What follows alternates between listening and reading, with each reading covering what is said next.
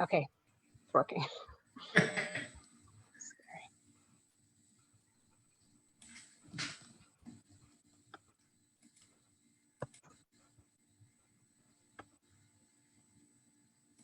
All right, I think we are live. Good afternoon, everyone. Good afternoon, Shabbat Shalom. Thanks so much for joining us today. Well, we got some very quick people to the trigger. We got 5 people who have already signed on. Good job. You all win the first 5 place award. All right, welcome everybody. People must be excited about our special guest. I think so. You don't think it's just they missed us? I think they missed us. We've certainly missed all of you too. Hope that everyone's had a good day so far. We know this is an earlier time for Anything Goes, but in order to allow people to join us for this program and get over to the temple for our Challah Shabbat drive-by, we wanted to move the time of Anything Goes. So hopefully allowing a lot of you to fit the program into your schedule.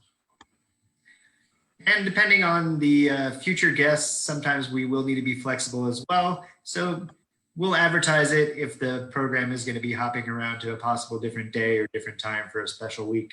Right. We want to have a conversation with one of our members or a community member.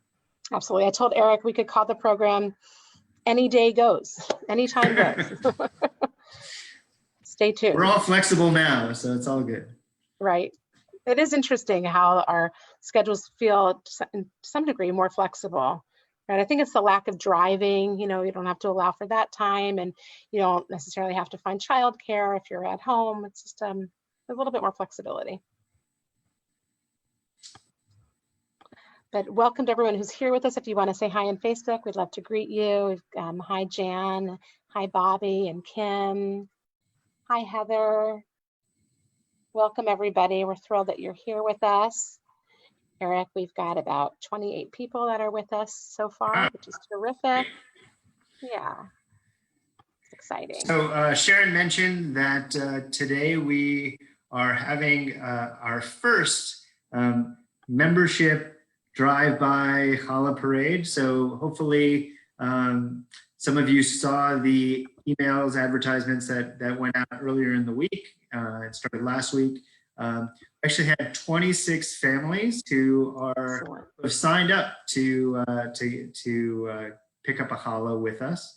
So I expect at least that amount for the drive-by, if not more, who just want to just come by and say hello to our membership committee and see the temple and enjoy the afternoon outside before the community Shabbat this evening. Yeah, it's a busy day for all of us at Temple Israel. For sure. Yeah, this evening's service I think is going to be really nice that we're doing in partnership with the Upper Jewish Community Center and other congregations around Long Beach, and we're really looking forward to that experience. So if you're able to join us this evening at 6:30 online, that would be great. It's going to be on the Upper JCC's Facebook page, and I think we're going to also be able to show it from our Facebook page as well, the Temple's Facebook page.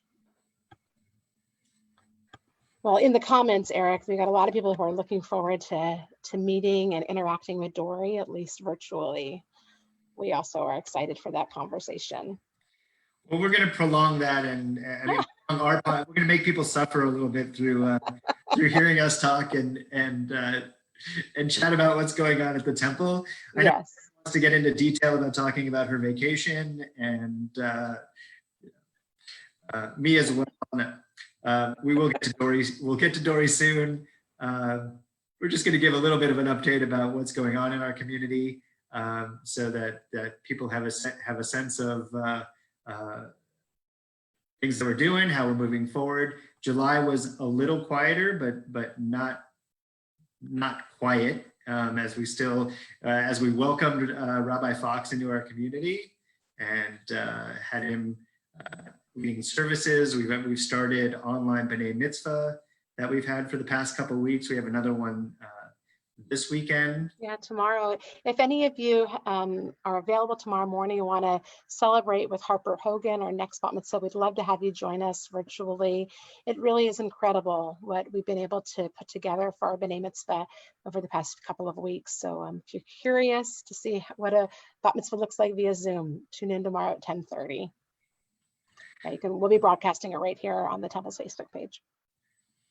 And I know many people have had an opportunity to attend one of the meet and greets with the rabbi that the transition committee has offered up. And I know there's many more nights that those are going to be offered, as I think one of our biggest challenges is really trying to get opportunities to small groups of members, as opposed to it's easy to do something for everybody and do a big program, but really to give people an opportunity to meet Rabbi Fox in a more intimate, smaller setting is what we really give our community really the opportunity to get to know him and have him get to know them in that way. Right. And I know that the transition committee just sent out an email regarding another program, the Ask the Rabbi program. So if you haven't had a chance to look at that email, please do so. It'll give you an opportunity to submit a question, which will be answered by Rabbi Fox as well. Yeah, and I think we're continuing to evolve and use more video, and the rabbi will be releasing some answers to those questions via video on Facebook Live, and we're going to be using our YouTube channel more. So there'll be more online opportunities, as well as, I guess, I don't think it's a secret, but we are it's not going to be a secret anymore. We are upgrading our website, and hopefully the new website reveal will happen by the end of the month. Oh, you're all going to love it. We've been doing a lot of work behind the scenes, and you won't recognize it. It's a very dynamic site with lots of great content and photos, and yeah, I'm really excited to share that with everyone.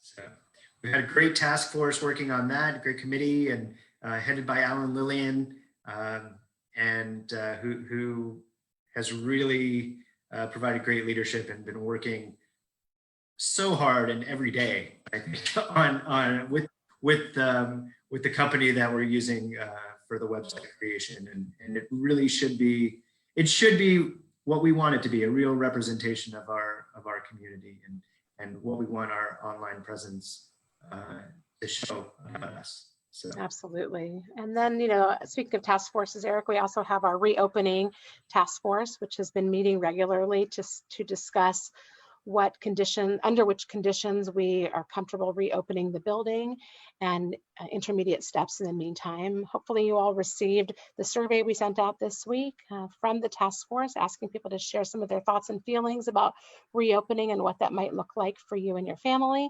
So please be sure to respond to that so we have congregant input. We're really so grateful to the committee, to the task force for their hard work. And if you want to meet the task force and interact with them on Monday night at 7 p.m., again, via our Facebook page, you'll have an opportunity to interact with our reopening task force and learn a little bit about, get a medical update from some professionals in the community that are also congregants, as well as hear some of our plans from the task force. There's a lot of information that we're trying to get out to the community. There's going to be a lot of important information regarding what's going to be happening with Torah Center, which Sharon will begin to share on Monday evening. We have our high holidays, which actually also on Monday, there's going to be an update that's going out. And then Luke Canner-Haas will be speaking to the community during the forum about giving everybody a rundown of what the high holidays are going to look like. So please join us for that Monday evening, 7 o'clock, for that forum about what our immediate future looks like in terms of both reopening as well as maintaining or continuing what we're doing online to meet the needs of our community. Oh, there's my dog. There he is. He's excited it about our reopening. It wouldn't be a show without Zuko. It really wouldn't be. problem is if I put him outside the room, he just invades the room. So the hope is that when he's with me, he'll be quiet, but no such luck. He's just excited about our eventually reopening. Yeah. It was a bark of approval. Yeah. And, you know, if you're a Torah Center family or Torah Center teacher that's watching us today, please know that our plans for our Torah Center restart in the fall will be coming out next week. So I'm really excited about that. I've been working with a small group of teachers and parents and lay leaders to create that plan. And I think it's going to be really dynamic and hopefully meet the needs of our Torah Center students. So we're excited to get that out to you next week. And as well as the Reform Movement has also, I think, really stepped up as well on their online offerings. And, you know, part of what we've tried to do over the last few months has been sharing information with our community about either online programs in the general community or that Reform Movement has offered. We've been emailing the programs that the URJ camps have offered. And now the Reform Movement has kicked off a, I think it's RJ on the go. So if you go to the URJ's website, you'll find a link to that, and you could sign up for notices about different programs and different classes that are offered for the entire family, kids programs, adult programs, and what have you. So it's nice to see the movement taking some really significant steps in getting information and programming up to our community. Yeah, definitely check that out. So many great things. You know, I keep getting emails from congregants who are taking advantage of other Jewish organizations, online programming. It's really, you know, opened the doors to so many different agencies, you know, for our families to be part of, to check out. So thanks for continuing to pass along those suggestions. And I think it's really made us as a Jewish community realize that we're all, you know, in this together, and with a chance to check out other places and other kinds of programming. Yeah. Anything else you want to promote, Sharon, before we introduce our guest? I think that's it. I'm so excited to speak with Dori, and I know that our viewers are too. We're a little shy of 50 people, so let's give those 50 people what they want. I do want to invite everyone while we're having a conversation with Dori, that if you have questions for her, feel free to put them in the Facebook comments, and we will do our best to get to your questions as well. Okay. All right, should I bring her on? Bring Dori on. All right. Give Dori just a couple seconds, you know. Okay. There we go.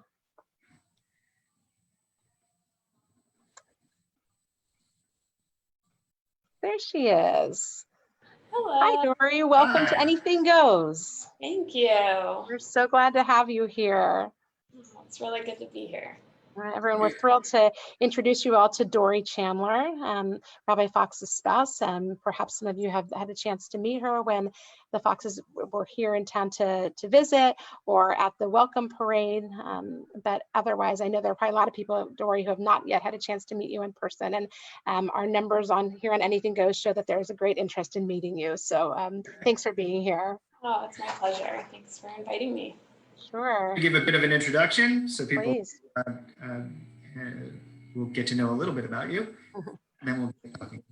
So Dori Chandler is the Public Policy Director for Hoosier Interfaith Power and Light, which is a nonprofit working to bring Indiana members of faith together as stewards of creation to promote renewable energy, energy conservation, and energy efficiency as a faith response to climate change. She's also the spouse of our new Rabbi Fox, and they have a beautiful child, a D, who's 14 months, and they are now new residents here in Long Beach. Welcome, Dori. Thank you, thank you. Nice to be on the West Coast.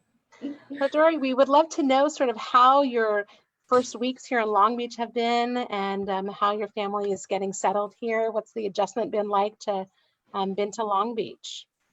Yeah, So we've just been welcomed in the most warm and possible and intimate way, given the virtual spaces that we're in right now.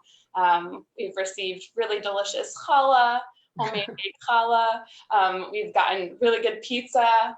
And also some of my favorite are the backyard veggies and fruit that Long Beach has to offer. We've been gifted a lot of that, and I've been really, really enjoying it.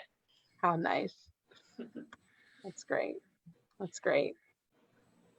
Have you found, so your move from Indianapolis, right? It started actually, so you started with us, so Rabbi Fox started with us July 1, but your move away sort of started sooner than that, right? Yeah, so it's been definitely a challenging, a roller coaster, and I'm a huge fan of water slides, but not necessarily roller coasters. So we actually we had some family losses at the end of April that were pretty challenging and unexpected, and so given the need to be close to family, we actually kind of did a very, very quick, unexpected move at the end of April, and took a one-year-old cross country under COVID, and we're able to be with family and be able to support them and support ourselves, which was really, really needed and comforting for us. And so we've been in California since the end of April. Great, great. One of our viewers, Dori, is asking what outdoor spaces you've been able to check out in Long Beach. We know that some of the indoor spaces are closed. Most of them are closed, but particularly with the young child, what kind of outdoor spaces have you been able to explore? Yeah, well, actually, so my birthday was also at the end of April, and one of the things that I was gifted was a California hiking book, which Oh, nice. was perfect because that is one of my favorite hobbies. And so we, one of the first hiking experiences that we did was actually down in San Diego County, which was called Hellhole Canyon. Uh-huh. And I would actually highly recommend it, maybe not on a hot day, but on a cool day, and it was really beautiful. And then locally, we visited El Dorado Park. That was one of the first. And we just recently got to the Los Angeles Arboretum and got to see the peacocks. Adi was a huge fan. And that was really, really wonderful to get to. I'm still learning the flora and fauna here, and so getting a chance to acclimate, really nice. Yeah. Had you spent a lot of time in California prior to the move, or? Yeah, we've spent summers here, and I actually met Rabbi Fox in Los Angeles at the Brandeis Bardeen Institute, which is a very, very special place for both of our families. I had a mentor in college, for Mars, and his father, Alvin Mars, was connected to Brandeis for a long time. He was one of the directors, and he said, "Hey, any interest in going on this summer program?" And I said, "Yeah, maybe." And I'm really glad I did. And then we've been co-directors for a summer camp in San Diego, a Jewish summer camp for middle school students. So that was really fun. That's really sweet. I didn't know that. Mm-hmm. Yeah. That's so cute. Lovely. Let's find out a little bit more about what your work is, get a little bit of sense of that. So you can tell us about what does it mean to be the, I'm sorry, looking at your title, the Public Policy Director for Hoosier Interfaith Power and Light. What is that? Yeah, it means, besides being a really good title, it's a good title. It's a great title. You almost need 2 business cards to yeah. It means being the organizing body for people of faith who want to stand up to the powers that be that want to kind of have money as their interest rather than community justice and sustainability. So we are the voice for sustainability, for environmental justice. We fight against utility rate increases. A lot of the 4 out of the 5, we have actually 5 of the largest super polluters in Indiana, and 4 of those are coal-fired power plants. And so that really impacts many communities in Indiana, mostly low-income families with specifically health issues like heart disease and asthma.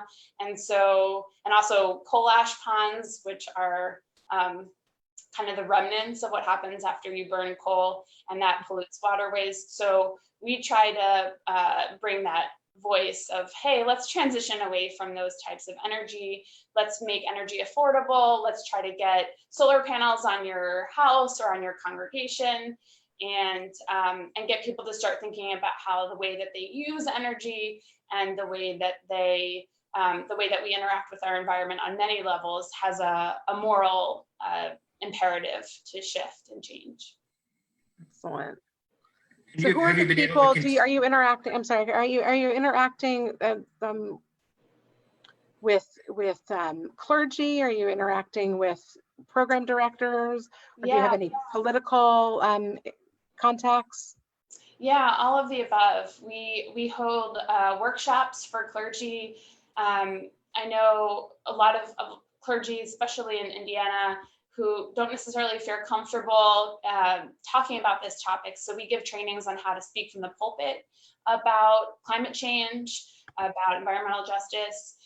We also help congregations individually with how to use energy prudently, and help teams of congregants actually both shift their congregational usage, energy usage, and help the congregants in their communities start shifting away and transitioning away from fossil fuels. Great. We have a viewer who's watching, Linda Fox, and she wants to know when the organization was started. We were founded in 2011, actually, by a Jewish woman named Mady Hirschlin out of Bloomington, Indiana. And she's gone on now to work with evangelical members of faith. And we primarily work in not necessarily progressive community circles, but oftentimes in the liberal Christian community and the Muslim community and the Jewish community, and kind of vocalize and collaborate with those communities in particular. Great. So I guess the question is, it sounds like you're still doing that work from here. Is that the case? Yeah, that's been one silver lining of the pandemic, is that I'm still very deeply passionate about this, and I'm excited to get involved with those issues here in Long Beach. And it's been awesome to be able to continue to organize and stay connected with our communities in Indiana as well. It's wonderful. Are you familiar with any environmental organizations in the Long Beach area that you're interested in? Yeah, actually, a number of them. I've been volunteering, socially distanced volunteering at the Long Beach Compost Project, which is up near Bixby. It's near the Michelle Obama Library. And one of there's a whole team of folks who are working to compost and turn that compost into rich nutrient soil on a lot that's underutilized right now. And you can go and bring your compost and then, or your food scraps, and then take compost home for your veggie garden. So I've been involved with that. I love to get more involved with East Yard, which is an organization working on environmental justice issues. We've already joined the Long Beach Food Co-op, which doesn't exist yet in physical space, but I know will exist soon. They're working on getting 800 members. And I was a member of the Park Slope Food Co-op, which is the largest worker-owned co-op in the country. And it was an incredible experience, working to get more sustainable food and also support the local community of Brooklyn that's as a student, I couldn't really afford fresh vegetables anywhere else in New York. And so through working and exchanging my time for food and cheaper food, really, I ate really well.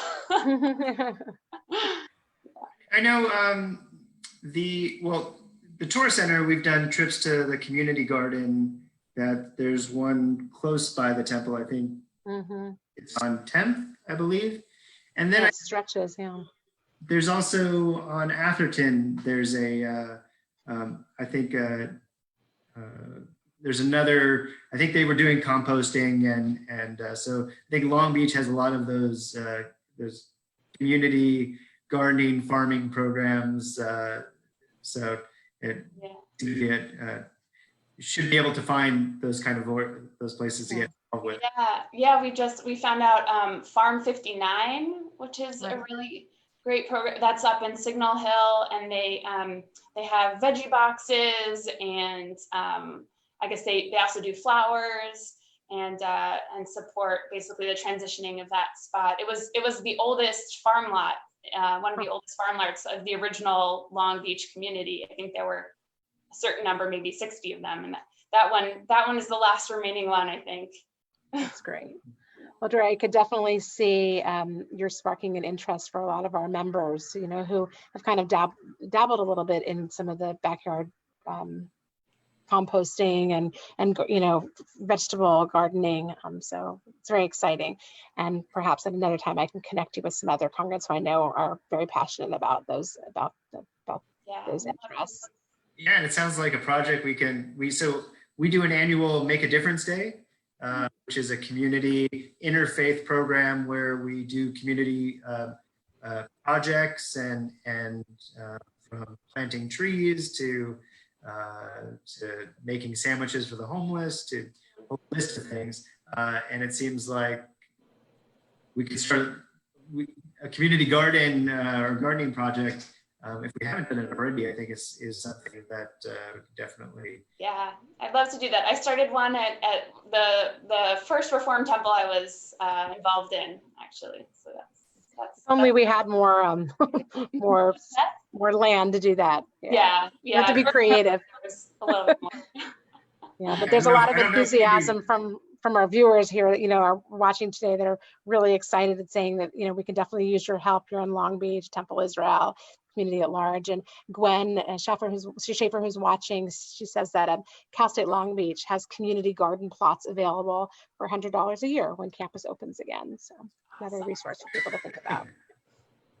Yeah, when you can go there. Otherwise, your vegetables will be won't be there. I also I'm plugging. I think Eric, you and Mel did this, the Long to Garden program. We're going to try to go all 7 species orchard in the front yard. We'll see how that goes. Wow. Yeah, we've definitely tried to cut our water and power. We went solar a few years ago as well, and doing our part. But I'm not leading any organization about it. we all pitch in. Yeah. So, but it's definitely something that I think we could welcome at Temple Israel as far as encouraging people to do. So it's great. Yeah.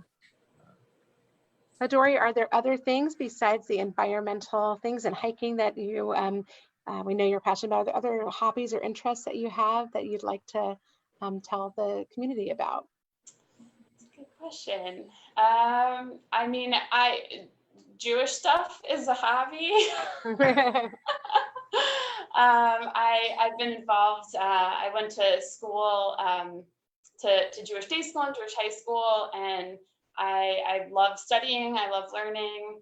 I'm also the interfaith piece of it too. I love learning about different faiths and cultures. Yeah, I think my Talmud or Midrash professor just moved to UC Irvine, or to Irvine to teach at a school there, and I'm kind of tempted to to do some more study. But yeah, I really enjoy that a lot. That's great.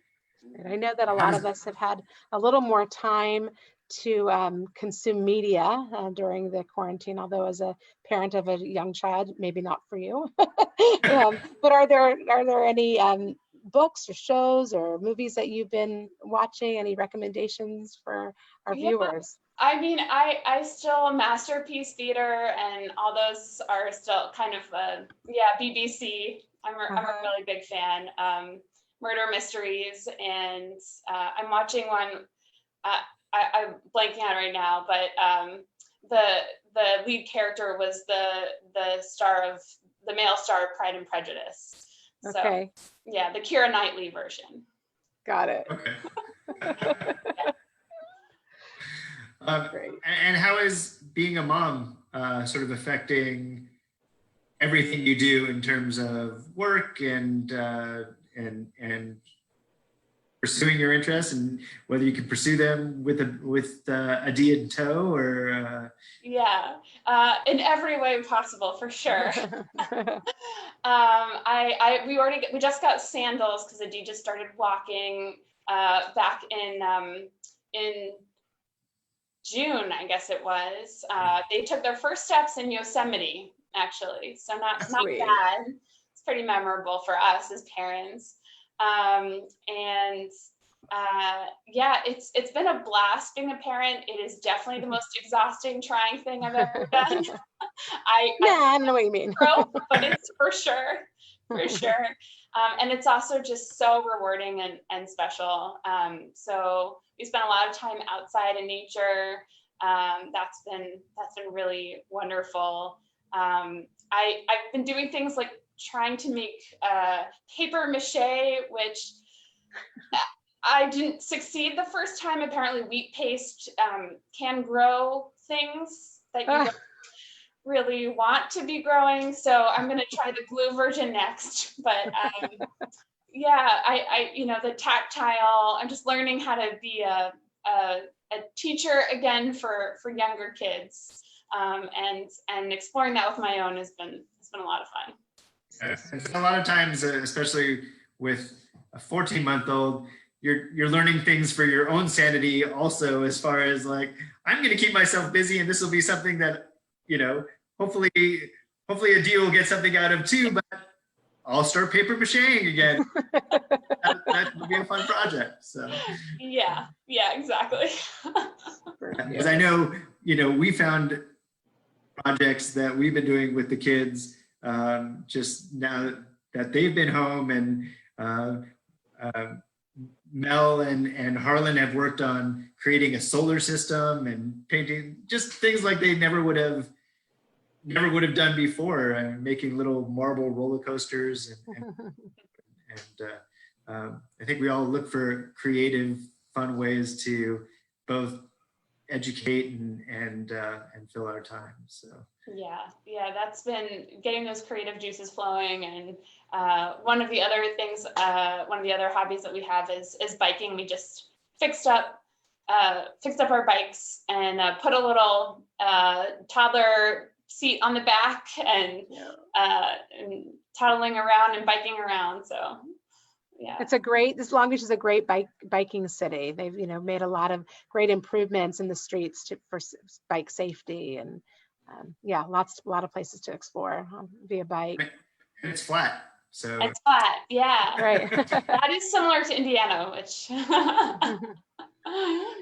Dori, as a family that's got two working parents and a young child at home, any other words of wisdom or advice that you might, or words of support you might offer to so many of our families that are juggling both being parents and working? Yeah, I think get help if you can, and then be really generous with yourself and with others. And I think that's been helpful for me, is just realizing this is a very unique situation. Parenting in a good day is a very challenging situation, but under COVID, there are a lot more stresses. And so just remind myself that it's okay, whatever we're able to do today, that's okay. And just kind of appreciating those small moments of calm and acceptance, really. Absolutely. I know the rabbi's parents are in the San Diego area. Where's your family? My family is a couple thousand miles away in North Carolina. That's where my parents are. And then I have a smattering of folks throughout the East Coast, mostly. In New York, New Jersey, I have a sister in Philadelphia and one in Washington, D.C. And then my grandmothers are in Florida, as all nice Jewish on the East Coast are located. Dori and I discovered yesterday that we have the fact that we are the oldest of 3 sisters in common. So that was kind of a fun thing to discover. I know that Rabbi Fox grew up as the youngest of three brothers. Mm-hmm. So we're all threes. Yeah, we're all threes. Yeah, Eric, you're a 3. I'm a 3. I'm the youngest. I have 2 older sisters. So. Dori, one of our viewers, Rachel Van Ralt, who you probably have had some interaction with. Rachel has served on our search committee and also our transition committee. Was asking how you and Rabbi Fox met. If you're willing to tell a short version of that story. Yeah, sure. So we met at the Brandeis Bardeen Institute.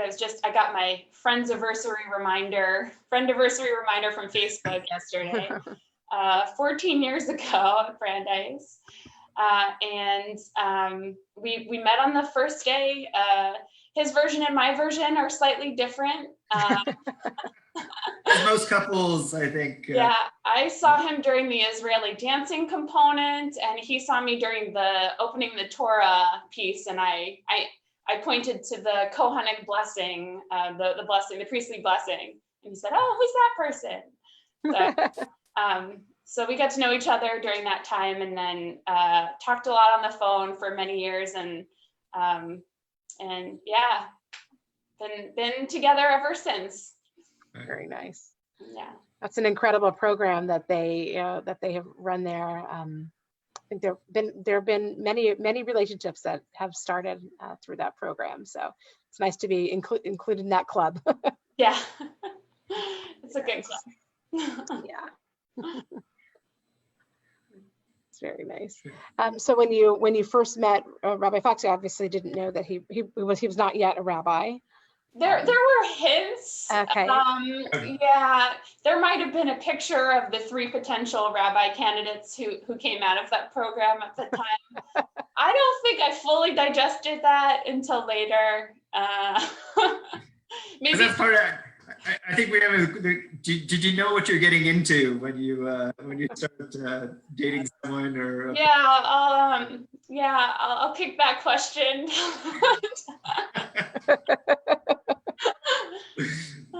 I'm sure it's better than you could have ever imagined.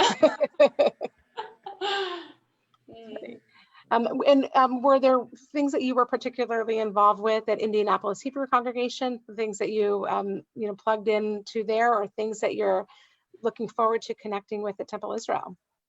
Yeah, I mean, I love the warm welcome that I've received so far, and listening to Shabbat services on Friday and getting that musical piece, just meeting with everyone and getting a chance to connect, hopefully, virtually in the meantime, but hopefully in person soon. Yeah, synagogues have always been another home for me. Literally spending many hours there and feeling like the spaces of the synagogue are also, when I went to Jewish day school, I just would run around there as if it was my own house. So I feel very comfortable in those settings, and really what makes those places wonderful and special are the people in them. So I'm really looking forward to meeting more folks. Great. And I was talking with Dori yesterday, and we were discussing about the challenge of meeting people during this time, right? I mean, you don't have that informal interaction that you would have, at an oneg or in the back of the sanctuary. So we're hoping that we're able to find some structured ways for you to meet people now, and then when we're back in the building, it's going to be all the better. Yeah. Even in the drive-bys where people are wearing masks and it's really hard to make out. It's hard to see the face, and really, I mean, the eyes are the pathways to the soul. So we got to see a lot of souls, but I don't know if I would recognize all of you again, so I apologize. Re-meet you after when I can see your face. I just feel like sometimes you can pass, you know, a good friend on the street, and because they're wearing a mask, if they have a mask and sunglasses, you know, throw a hat on that too, and you have no idea who they are. Yeah, we went on a hike not too long ago, and I said, I might know those people, but I don't know if I actually do or not. They just look familiar, but There's someone waves at you and you have no idea who they are. It's like, hey, you too. Yeah. Funny. Dori, are there other things about yourself that you would like to share with the community, things that perhaps we didn't have a chance to ask you about, things that you thought we would ask you about?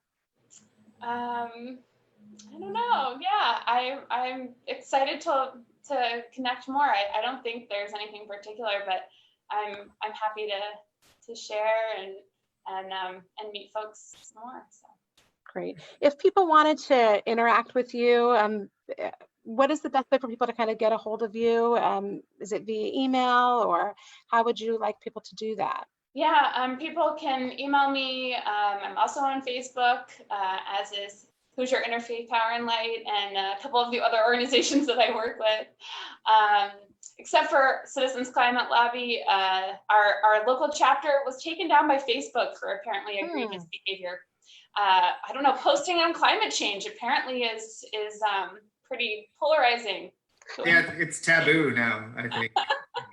Yeah. I was almost gonna, once you started talking about it, I was almost gonna end the discussion, but. Oh, okay. Yeah. And I also just wanted to share that I'm really excited about being a part of the Long Beach community. I think one of the things, in addition to the people that excited me, was getting involved. This is one of the largest port cities in the United States, and we are both a domestic producer of fossil fuels and also a really big importer. And seeing the shifting and changing our community can make here about where and how we source our energy, I think is a really great conversation to start having. And yes, the C, climate change word, and to talk about it with friends and family about how we can get involved in doing work here too. I mean, I think this is a pretty unique space for that work. We're a green port, but I don't know how it affects. Yeah, I've heard some really incredible changes that are happening. Is it the 710? I'm still getting my streets right. 710 freeway. Yeah. 710 freeway used to be known as like the diesel death paths, and now they're transitioning all of their vehicles to I think net zero vehicles and flex fuels and electric vehicles, which is really exciting for the folks who live nearby. Improving air quality, and they're moving. I think the port is doing some pretty neat stuff, moving to all electric lifts, and so I'm excited to see the changes that are happening.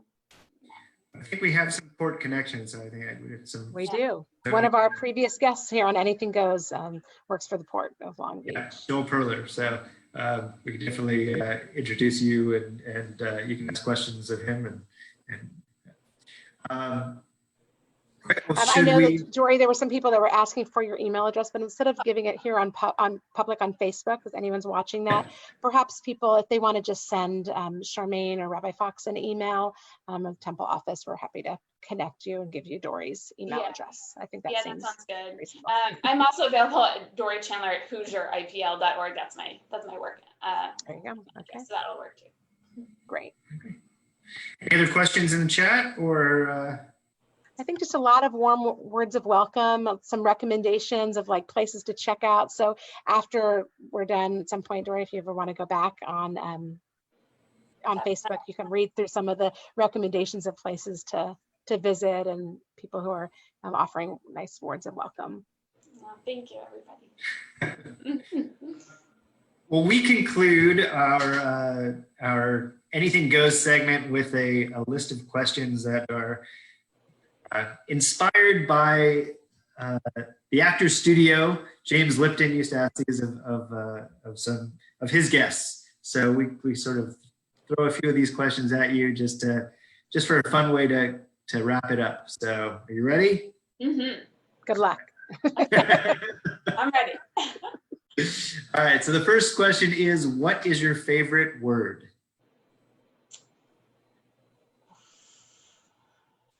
Favorite word. Most words in Yiddish. I love kfel and schwitz, snore, and right now we've been doing a lot of Bubby and Zadie. Yeah, I'm a big fan of the Yiddish. You should watch. I don't know if you've been watching Unorthodox or any. There's the or Shtisel, right? There's a yeah, I've seen a little bit of that. Yeah. Next one is, what is your least favorite word? Climate change. And we know why. So that's okay. Yeah. What sound or noise do you love?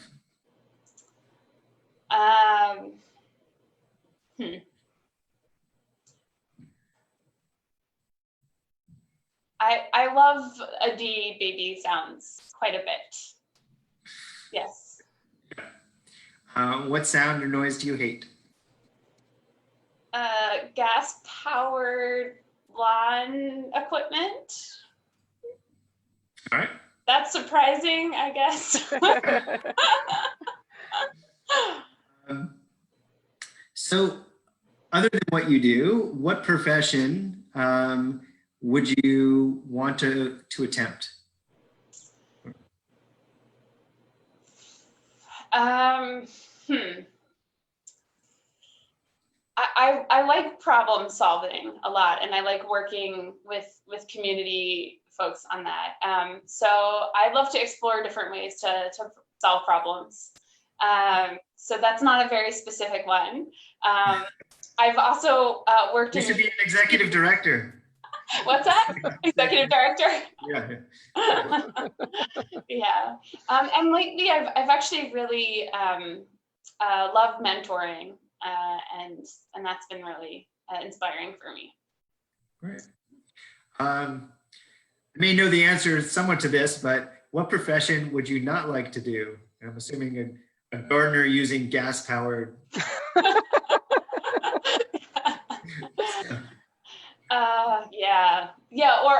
Oil rigging. Yeah.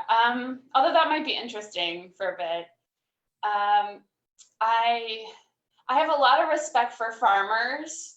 I did work on organic farms for a while. I have a lot of respect for them, and I do want to do some small scale farming, but I really appreciate other people growing food too.